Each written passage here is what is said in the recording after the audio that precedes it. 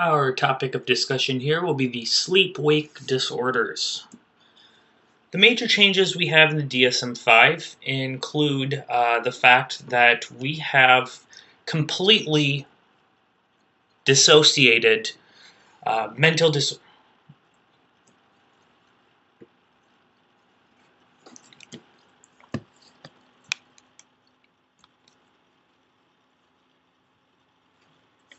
So the topic of discussion here will be sleep-wake disorders. What are the new changes in the DSM-5? First of all, and most importantly, we have completely dissociated sleep disorders related to another mental disorder or a medical condition from sleep disorders as an independent entity itself. All right, so if a patient is on Ritalin, for instance, or if they have bipolar disorder or depression, and they have a sleep disorder from that, or a sleep disorder associated with that, if they have that diagnosis already or they're taking that medication already, we do not diagnose it as an actual sleep disorder. We diagnose it as whatever condition they have with secondary sleep issues. So, patient has major depressive disorder. They're also not sleeping very well. They have sleep disorder secondary to major depression, for instance, or whatever else that the patient has along with their sleep issue. Sleep disorders themselves have to be by themselves. It has to be primary, always primary. All right. Now, there is an exception here, of course, if a patient has obstructive sleep apnea. Yes, certainly that can be secondary due to obesity or secondary to male gender, which is another risk factor. But that can be secondary to other things. But what I'm primarily talking here is insomnia. All right. So we don't want to diagnose insomnia as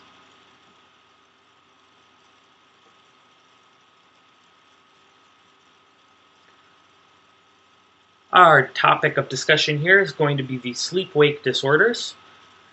What are the changes in the DSM-5? Well, the biggest one when it comes to the sleep-wake disorders is that we have completely dissociated secondary sleep disorders from the sleep disorder heading. All right, so if you have a patient that has major depressive disorder, or you have a patient that's on Ritalin or another stimulant, these patients do not have sleep disorders per se.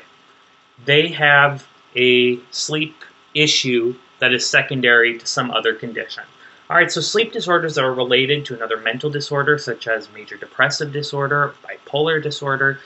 That is not a sleep disorder. That is a sleep issue secondary to to a mental condition. Or, for instance, a patient who's on stimulants, that's a sleep issue related to their stimulant usage. All right, so sleep disorders now in the DSM-5 are only primary. Now, the one kind of exception to this, and this wasn't in the literature that I saw, but it really is true if you look at the criteria. Obstructive sleep apnea, yes, that can be secondary to something, and that something is usually obesity. So, obstructive sleep apnea, while it is a primary sleep disorder in and of itself, because there are causes of that, that is still a sleep disorder nonetheless. All right. So this is sort of a general paradigm shift in the DSM-5 where we're moving away from making causal attributions between coexisting disorders. And any additional relevant information from the prior diagnostic categories of sleep disorder related to another mental disorder or another medical condition, they have been integrated into the other sleep-wake disorders where appropriate. Primary insomnia has been renamed to insomnia disorder, and that's to avoid differentiation between primary insomnia and secondary insomnia. So secondary insomnia is not technically a sleep disorder in the DSM-5. Like I said, if it's secondary to stimulant use or secondary to major depressive disorder or bipolar disorder or what have you, then it is that. It is not a primary sleep disorder. The DSM-5 also distinguishes narcolepsy from other forms of hypersomnolence.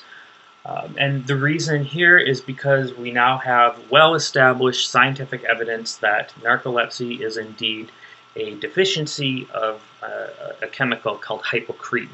And so this is actually a chemical disorder And so we do differentiate that out from other causes of hypersomnolence because we actually have a cause that is the basis for narcolepsy. We also have some classes of disorders here, which I'm not going to talk about, with the exception of obstructive sleep apnea. I'm not going to talk about in these slides because they're very, very low yield, if not no yield for the USMLE. But that includes the breathing-related sleep disorders, which you're probably somewhat familiar with: obstructive sleep apnea, central sleep apnea, and then sort of black sheep sleep-related hypoventilation. Circadian rhythm sleep-wake disorders are new in the DSM-5. For the most part, we have advanced sleep phase syndrome, irregular sleep-wake type, non-24-hour sleep-wake type. 90% of those cases occur in patients who are completely blind. And then the jet lag type has been removed for one reason or another, I'm not sure. And then finally, REM sleep behavior disorder and restless leg syndrome are now their own independent clinical entities. We have enough evidence for them that we can actually have these as primary diagnoses. Whereas in the past, in the DSM-4-TR, they were collapsed under the sleep disorder not otherwise specified category.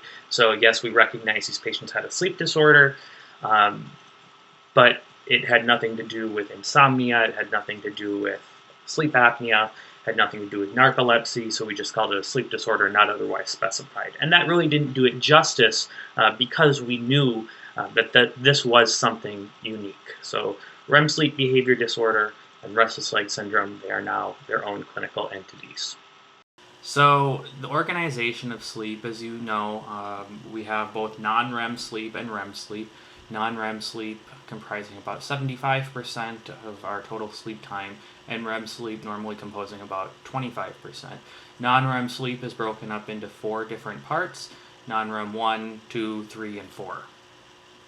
So during non-REM sleep, the body is active, the brain is inactive. So your body being active, meaning you do have muscular tone, you're digesting, etc. Your brain being inactive, meaning you don't actually have conscious thoughts. Doesn't mean that your brain's not firing to make sure that you're breathing or other various things necessary for survival, but you're not having conscious thoughts. Of course, you have no eye movement here. Remember, what REM means is rapid eye movement. So you have no eye movement during REM. And then, of course, REM sleep is just the opposite. Your body is inactive and your brain is active. You're having thoughts. This is when you actually are having your dreams that you remember in the morning. So important to keep in mind. So you're laying in bed with somebody and they're kicking. What part of sleep are they in? Well, they're probably somewhere in non-REM sleep because they are actually having muscular tone, and that's what's allowing them to kick. So, like I said, you spend about 75% of your time in non-REM sleep and about 25% in REM. And non-REM is broken up into 4 different stages. So we start out with, before you go to sleep, if you are hooked up to an EEG, you would notice that you have brain waves, and as long as you're alive. And when you're awake and alert, you're having beta waves. And when you're awake and you're drowsy or sleepy or relaxed, you're having alpha waves. And meanwhile, as we progress from beta to alpha to theta, etc., the frequency of these waves are going to decrease. So you're going from high frequency to low frequency. So beta waves are going to be awake and alert. Alpha waves then are going to be awake and drowsy or awake and relaxed. And then once you fall asleep, you go into non-REM 1. And non-REM 1 is characterized by theta waves. And you only spend about 5% of your total sleeping time in non-REM 1. And then you progress into non-REM 2, which is characterized by K waves and sleep spindles. And we're going to see what all these look like in a little bit. You actually spend 45% of your time in non-REM 2, which is about half of your total sleeping time. So this is the single longest stage. Non-REM 3 is typified by the appearance of delta waves. Again, we're going to look at these in a little bit. And you spend about 12% of your time in non-REM 2. And then non-REM 4 is just the continuation of delta waves, and you spend about 13% of your time in non-REM 4. This is all just a transition. So it's not like you just instantly go from non-REM 1 to non-REM 2. It's a gradual transition, and then a gradual transition from 2 to 3, and a gradual transition from 3 to 4, etc. So non-REM 3 and non-REM 4 together take up about 25% of your sleep time, and they're typified by the fact that you have delta waves. So once delta waves appear, you are in non-REM 3, and they continue through non-REM 4, and once they disappear, then you are generally going into REM sleep. So together, they're characterized, non-REM 3 and non-REM 4 are delta sleep, and delta sleep is the hardest to arouse, and the duration decreases with age. So here are what brain waves look like. So on the top left here we have beta waves, and these are when you're alert and you have concentration and arousal, etc. So you can see that these are relatively high frequency, 14 to 30 hertz. Remember, hertz being the number of oscillations per second. So 14 to 30 hertz beta waves. So you can see very high frequency moving up and down across the x-axis. As you relax, you move into alpha waves, so you can see how this has got a much lower frequency than the beta waves, so it's very obviously different. And this is relaxation. If you're laying watching TV and just kind of relaxed, not really paying attention, maybe a little drowsy, this is where you're at. Once you fall asleep and you lose consciousness, then you're moving into theta waves. Theta waves are in the lower left corner. And you can see that they have an even lower frequency than the alpha waves. And so you don't really need to know what's underneath what describing each beta, alpha, theta, and delta. Just have an idea that they exist. It would be highly unusual for the USMLE to give you EEG pattern and expect you to know what that is. And then you can see here, obviously, delta waves are very, very, very low frequency compared to the others. So it's beta and alpha while you're awake, theta when you're in beginning of non-REM sleep. We'll see what K waves and sleep spindles look like momentarily, and then your delta waves as you're in the later part of non-REM sleep. So here's sleep spindles. So you can see you have the low frequency, like you have in your later or in your non-REM 2. You have a lower frequency. So here's your awake and alert stage, and then this is your theta waves here, and then here you have this brief period of very high frequency brain activity, and this is what's known as a sleep spindle. You're sleeping, but you're having these little periods of high frequency. That's what a sleep spindle is. And then a K complex is sort of like a delta wave kind of superimposed onto general stage 2 sleep. So it's this very high frequency, high amplitude brain wave, and this is a K complex. So sleep spindles and K complexes are typical of stage 2 sleep, and all they are is really a transition from theta wave sleep to delta wave sleep. And then down here we have REM sleep, which is high frequency. It looks very similar to alpha waves, to beta waves. And what you'll see characteristic of REM sleep are these sawtooths. So these are sawtooths right here. You can see very sharp areas of, the sawtooth doesn't really say anything about the wave itself, just how it looks to us on EEG. So here's a sawtooth, here's a sawtooth, here's a sawtooth, etc. The length of REM episodes increases throughout the night. We'll see that when we look at a hypnogram. And then the frequency of REM also increases through the night. So here's a hypnogram here. And you can see that as the patient falls asleep, they progress. So right here, REM, there's no REM sleep here. They kind of skip over it, if you will. This is just how the hypnogram is constructed. So they start with stage 1.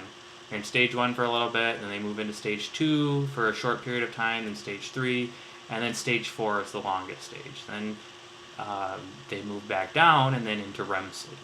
So here's REM sleep.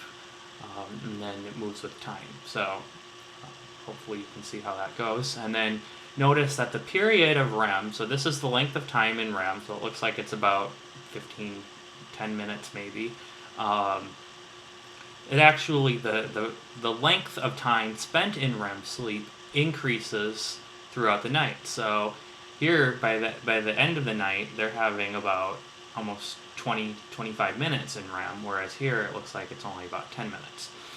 So the duration they spend in each REM episode increases throughout the night. And notice here that the time between non-REM sleep and REM sleep also decreases throughout the night. So look at the time between this REM episode and this REM episode. It's relatively long. It looks like it's about 2 hours. And then this one is a little bit shorter here. So this one looks like about an hour and a half. And then this one looks like it's only about a half an hour. And here only looks like about a half an hour.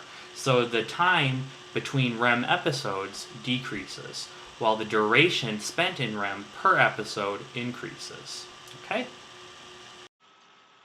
What is REM latency? REM latency is the time measured between falling asleep and the onset of REM. So if you look at this hypnogram here, here's where you fall asleep, roughly 10:45 at night, and you go through, you're skipping REM here, that's just the way the hypnogram is designed here. You're going straight to stage 1, then to stage 2, then to stage 3, then to stage 4, you spend some time hanging around stage 4, and then gradually go back, and now you're going into REM. So the REM latency is the time between falling asleep and when you start REM. So here you fall asleep around 10:45 at night, and you hit REM around 12:15. So it's about an hour and a half, and that indeed 90 minutes is the average REM latency in normal people. Now do notice that the time of REM latency, once you go back into non-REM 1, and when you hit your next REM cycle, that time gets shorter. That latency gets shorter as the night progresses. So the initial REM latency was about an hour and a half, might be an hour and a half for the next cycle, but then the second cycle here, or third cycle, is only about an hour, and then subsequent cycles, they're only about 30 minutes. So the REM latency will decrease as the night goes on. REM latency can also be pathologically shortened, and that's going to be the case in depression and also in narcolepsy. Now, sleep latency is even easier to understand. Sleep latency is just the time it takes you to fall asleep. So this is sleep latency here. Okay, the patient starts to try to go to sleep, and they're still awake, and then boom, they hit stage 1. So in normal people, on average, the sleep latency, the time it takes to fall asleep, is approximately 15 minutes. Of course, it's going to be longer in, obviously, insomnia. So what is insomnia? You can't fall asleep.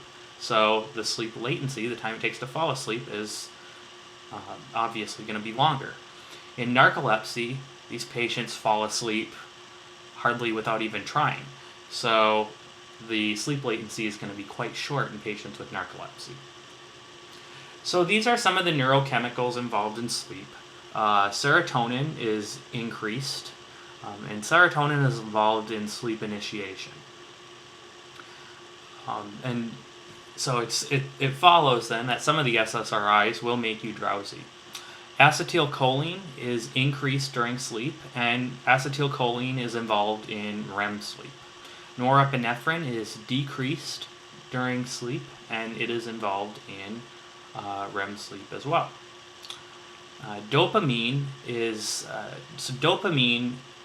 induces arousal and wakefulness, but dopamine is actually, and this is kind of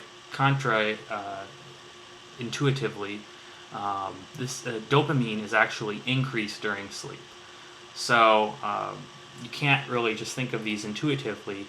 So you have to know that serotonin is increased, acetylcholine is increased, norepinephrine is decreased, and dopamine indeed is increased during sleep, even though it is involved in arousal and wakefulness.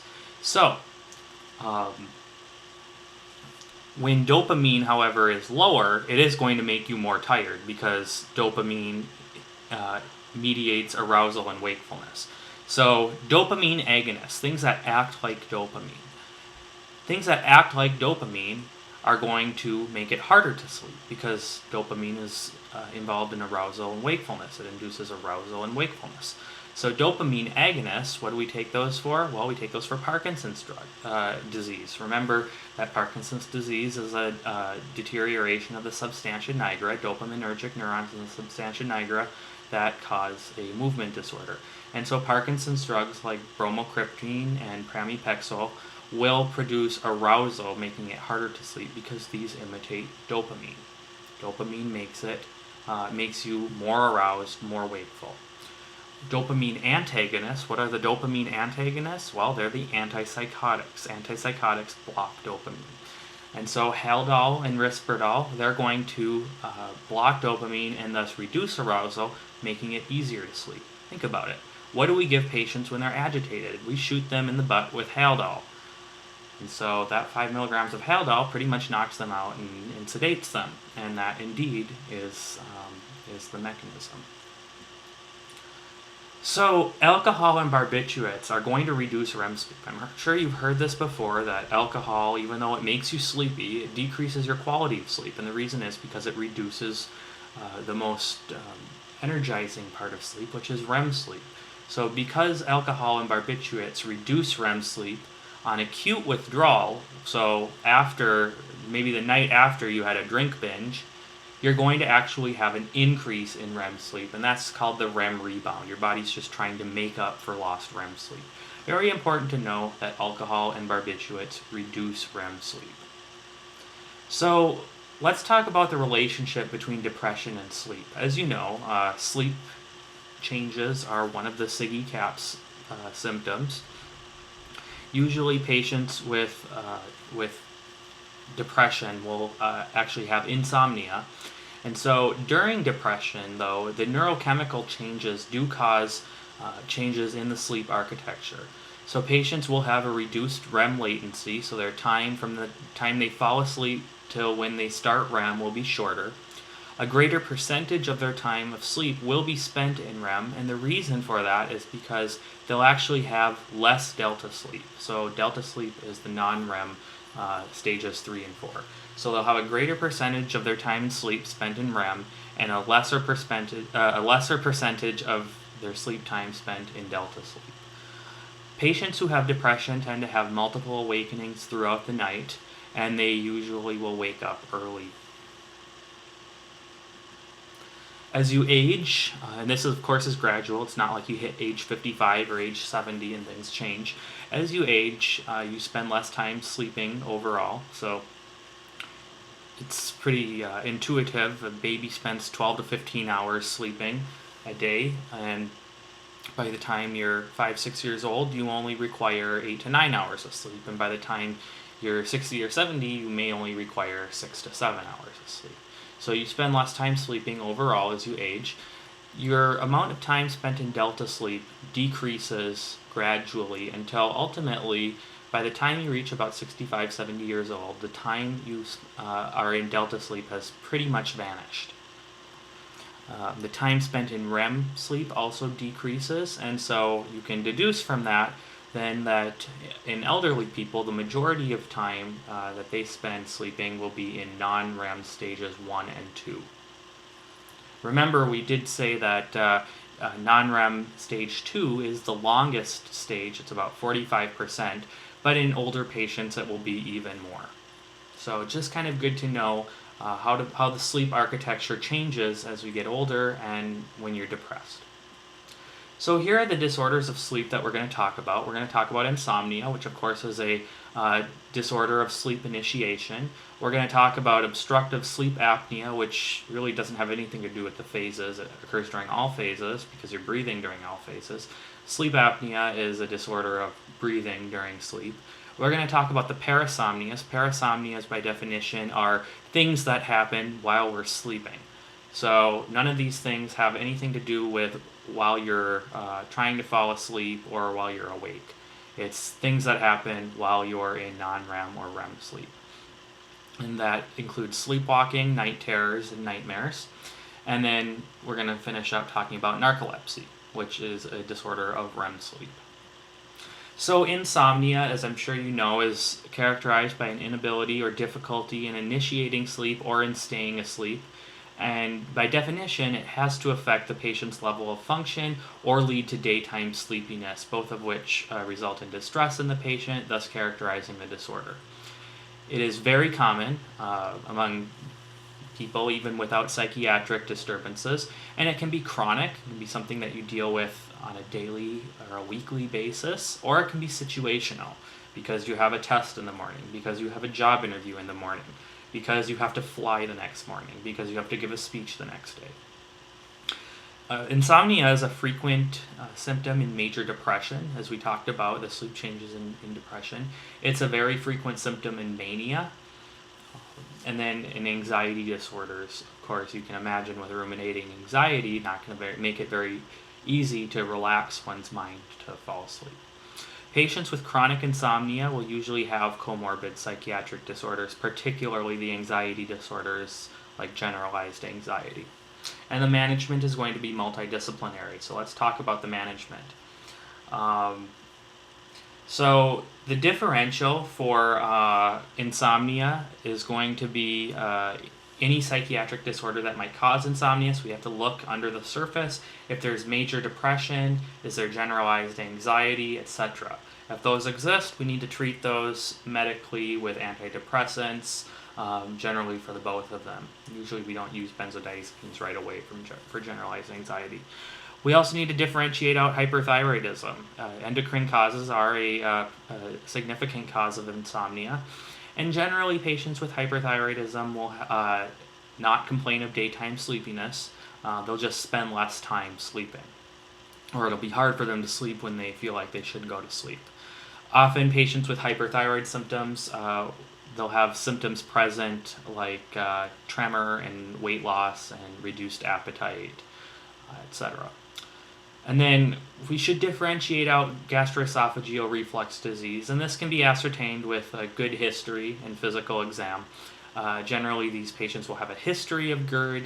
They're going to complain of GERD symptoms during the day, etc. The management for insomnia is going to be behavioral modifications, and once we've done those behavioral modifications, if they don't work, then the next step is to use benzodiazepine-like drugs, preferably zolpidem. You may see clinically a lot of physicians prescribe antihistamines, which of course do have the side effect of sleepiness. Tylenol PM indeed has a antihistamine added to it, which is over the counter. But we don't like to prescribe those drugs for board-related purposes. And personally, I don't like to use the drugs for patients at all. Antihistamines are designed to help you with your allergies. They are not designed to help you with sleeping. Zolpidem or Ambien would be the drug of choice if you're going to use drugs for treating insomnia. So let's talk about what these behavioral modifications are. So these behavioral modifications or environmental modifications are known as sleep hygiene, and you'll hear that thrown around a lot. And this is really the treatment of choice, the number one treatment of choice for patients with insomnia. We do this before we move into like Ambien or any other kind of drug to help with sleep. So first off, rather intuitively, you should keep your room as dark as possible.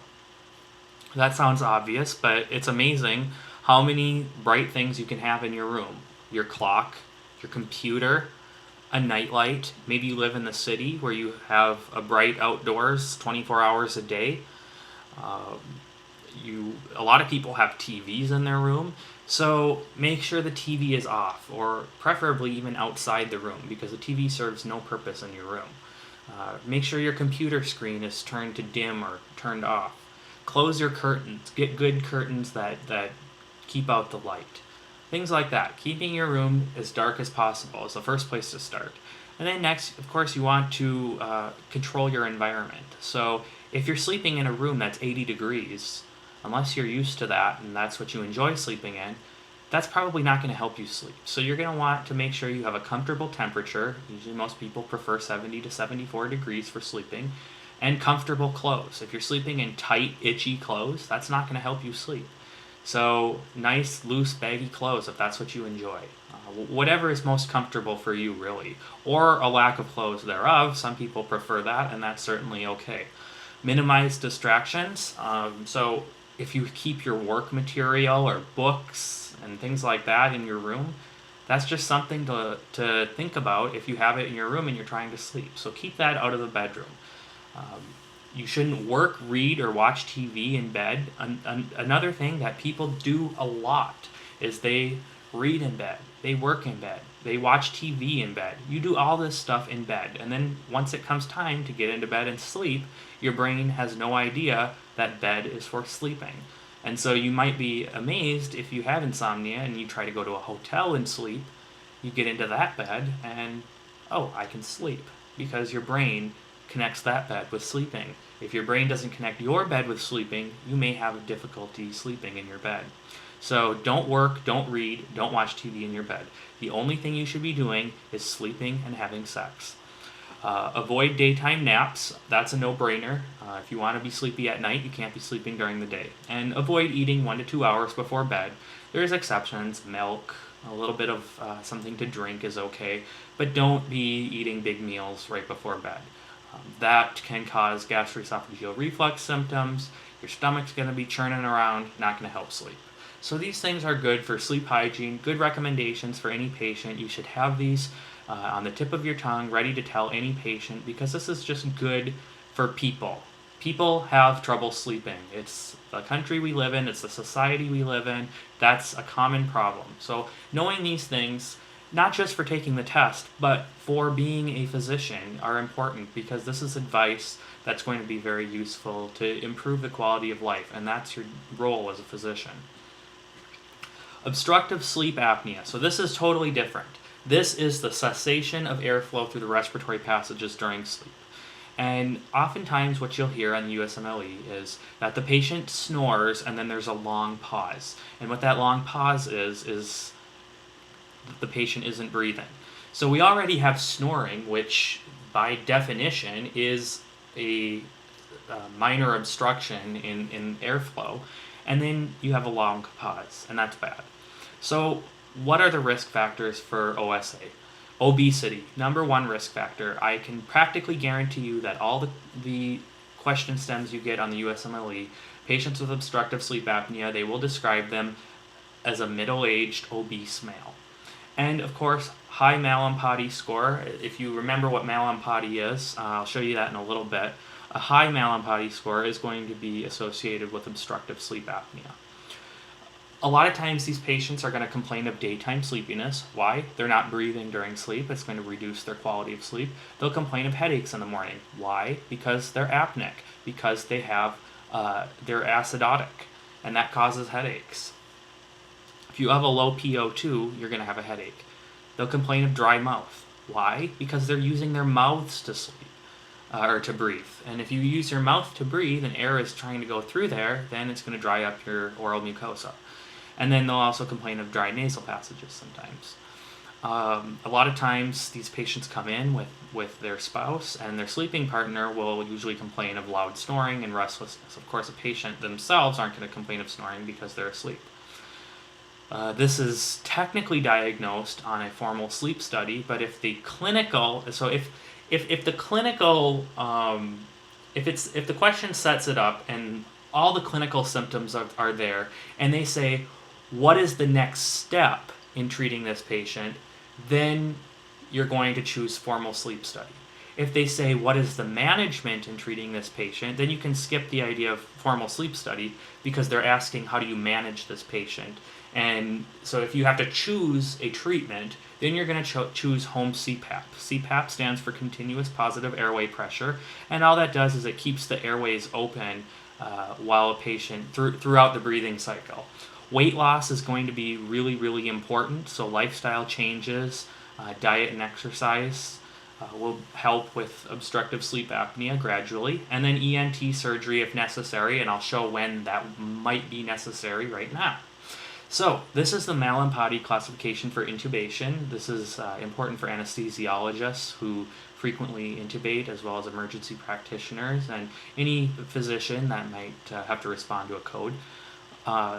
class 1 here on the left, you can see that the space between the upper inlet into the pharynx is quite large or quite tall compared to the tongue. So you got a nice big area of space here that you can easily intubate. And so these patients, class 1 and class 2, not a huge difference between the two of these, they've got nice room for air to pass through. Class 3, you can see the room is quite smaller. So class 3, the top of the tongue looking straight in actually exceeds the uvula. So this is going to be much more difficult to intubate, and you can imagine that if this patient opens their mouth and tries to breathe, it's going to be more difficult because the passage is smaller, it's obstructed. And then class 4 is virtually no space visible between the top of the inlet and the tongue. So patients with class 3 and class 4 Mallampati scores are going to be candidates if they do have obstructive sleep apnea and they have lost weight and they're continuing to have symptoms. These patients are going to be candidates for ENT surgery. So moving on to the parasomnia, sleepwalking, I'm sure you can imagine what that is. It's walking and doing activities while you're sleeping. So because you're sleeping, you're not going to remember it. It occurs during non-REM 3 and 4. And like I said, these patients can do some of the menial activities that you do during life. So opening cupboards, opening windows, maybe turning the TV on, opening doors, turning things on and off, etc. In some patients it can be as bad as, walking out the window. And that's obviously not good if you live on a 5th-story apartment. Some patients have even claimed sleepwalking as a cause of homicide. So, a lot of things can go on with sleepwalking. So we really need to pay attention to this, and this is definitely something that warrants management.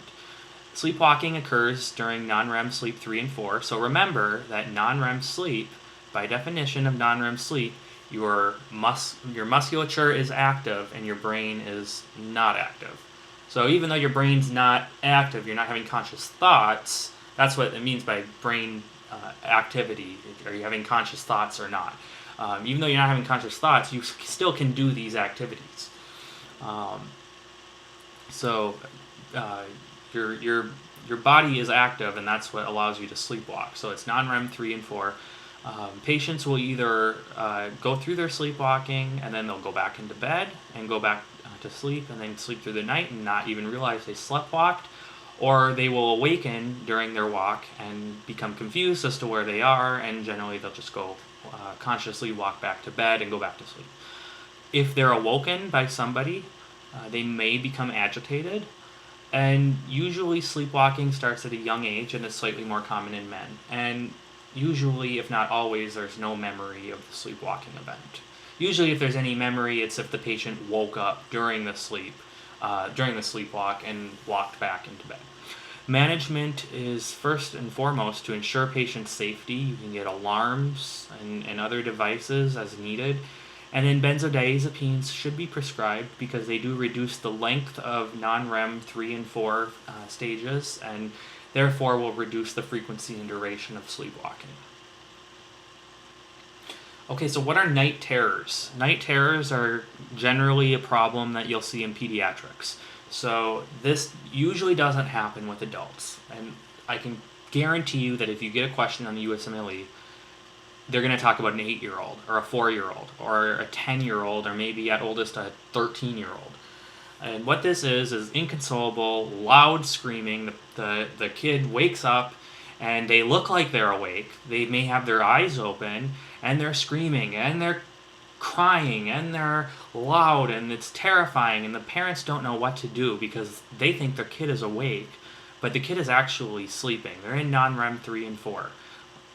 Remember, non-REM 3 and 4 and 1 and 2, all non-REM sleep is active. The muscles are active, so you can appear awake, you can open your eyes, and you can technically still be sleeping, and you'll have no memory of this event. And this is really terrifying for the parents. So usually the parents will bring their kid in, they'll say, oh, they're having nightmares. And what they're really having is night terrors. The child appears awake during the event, they're screaming. That doesn't happen. You never appear awake during a nightmare. You appear sleeping. So night terrors, to determine that from nightmares, the patient appears awake, and they're screaming and they're inconsolable. Patient has no memory of the event. The management for this is generally nothing. We don't do anything for this. It is common, but it's not because the child doesn't remember it. It's not going to be traumatic for the child, so it's not really a big deal.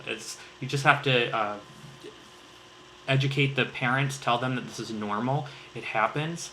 The child is asleep.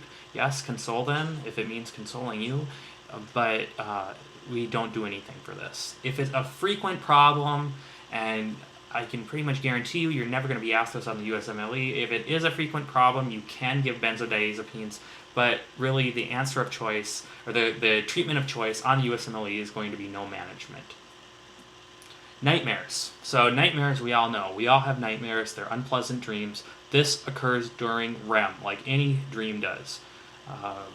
So during REM, you have all your dreams during REM, and so you're going to have your nightmares during REM. And the memory of the episode is intact. We all remember our worst nightmares. So this has almost a universal coincidence with PTSD. So remember, with PTSD, you have flashbacks and nightmares. That's very characteristic of PTSD to determine it from the other anxiety disorders. And nightmares are common with a depressive mood. Obviously, thinking about bad things before bed, you may be dreaming about those things before bed, because remember, during REM sleep, your brain is active. You're thinking about things. If you're thinking about things before bed, or you're thinking about things all day, you're probably going to be thinking about those things when you're in REM sleep. And then anxiety disorders, especially, generalized anxiety, of course, but especially anticipatory anxiety. If you have a test the next day, if you have a speech the next day, you might dream about that, and it might be a nightmare. So any kind of anxiety disorder, depressive mood, that's going to increase your incidence of nightmares. PTSD, you're always going to have nightmares and flashbacks during PTSD when it's bad. So the management for nightmares is generally not indicated. If it's very, very, very, very frequent, and this I'm talking about usually in patients with PTSD, imipramine is the drug of choice. So imipramine is a tricyclic antidepressant, and that is usually the best drug to give for patients with nightmares. Now, just an aside, this has nothing to do with the USMLE, because always on the USMLE, imipramine is the drug of choice. But there are studies out showing that prazosin, especially in PTSD, is a good drug to use. And remember that tricyclic antidepressants do have a slight toxicity profile. They can lead to serotonin syndrome. So we would like to not use tricyclic antidepressants if we can avoid them. We like to use SSRIs for depression, anxiety, etc. So prazosin actually is an alpha blocker. It can be used for high blood pressure, and prazosin actually has shown some efficacy in reducing nightmares, especially in patients with PTSD. But on the USMLE, imipramine is going to be your drug of choice, okay? This is just emerging science. On the USMLE, if you're given a set of choices, even if it includes prazosin, which it shouldn't, imipramine, always for nightmares. But that's just a clinical note. Okay, so finally, let's talk about narcolepsy. So narcolepsy, as we talked about, is a disorder of REM. So the patient will complain of excessive daytime sleepiness. So when you think of a patient that has excessive daytime sleepiness, what are you going to think about? Well, you're going to think, okay, first, does this patient get enough sleep? Yeah, okay, if they're getting 8-9 hours of sleep, then what? Well, is this patient breathing enough during sleep? So then you think of obstructive sleep apnea. Get the patient in for a sleep study. If the patient is breathing fine during sleep, well, then what? Then you might think about narcolepsy. So narcolepsy is rare, but it's often accompanied by sleep attacks and sudden loss of muscle tone, which is called cataplexy. And so these sleep attacks are where the patient could be doing very common activities which require alertness, and they're perfectly alert. They're maybe driving, heaven forbid, or or they're watching a TV episode with friends and having a good time, and all of a sudden, boom, they're sleeping. That is a sleep attack. And in sudden loss of muscle tone doesn't necessarily mean that the patient is going to fall asleep, but the reason that cataplexy or sudden loss of muscle tone is important is because cataplexy is pathognomonic for narcolepsy. So cataplexy is usually brought upon by an emotional trigger or a loud sound or sometimes even a flash of light, rarely. So this would be like, for instance, if you're in the grocery store and you see somebody you know, you haven't seen in a long time, and you get all excited and then boom, you fall to the ground and you can't move. That's cataplexy, and that is pathognomonic for narcolepsy. All patients with cataplexy have narcolepsy, but not necessarily all patients with narcolepsy have cataplexy. So cataplexy is pathognomonic for narcolepsy. Keep in mind and remember what cataplexy is. Hypnagogic and hypnopompic hallucinations are very common with narcolepsy. Hypnagogic hallucinations are hallucinations, generally visual or auditory hallucinations, that you have prior to when you fall asleep. So sometimes when you're falling asleep, especially if you're really tired, you could hear things, you could hear voices or music, or you could see things. That's common. And hypnopompic hallucinations is as you're awakening. You could have auditory or visual hallucinations. These are common in these are actually quite common in everybody, but they're very common in narcolepsy. And just an aside, because these are hallucinations, you might think, oh, is this a psychotic symptom? Hypnagogic and hypnopompic hallucinations, by definition, they never qualify as psychotic. So if a patient that you're evaluating for schizophrenia comes in and they say, oh, well, yes, I have hallucinations while I'm falling asleep, right before I fall asleep, or right when I wake up, that's a hypnagogic or hypnopompic hallucination, respectively. So those do not qualify as a psychotic symptom. If they say I have hallucinations while I'm cooking dinner, then that is definitely a psychotic